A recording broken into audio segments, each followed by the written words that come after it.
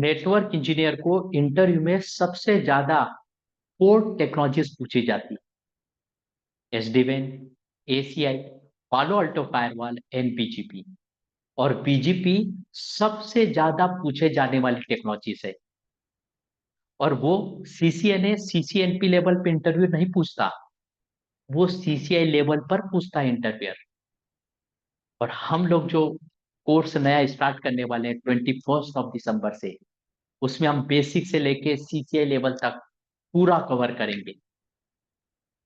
और अगर मेरे एक्सपीरियंस की बात की जाए तो मैंने अभी तक लाइफ में टोटल 43 ऑफर उठाए हैं। उसमें से अकेले 37 ऑफर बीजीपी के दम पे उठाए हैं। अगर कोई इंटरेस्टेड है और ज्वाइन करना चाहता है तो 21 दिसंबर से नया बैच स्टार्ट होने वाला है। Thank you so much.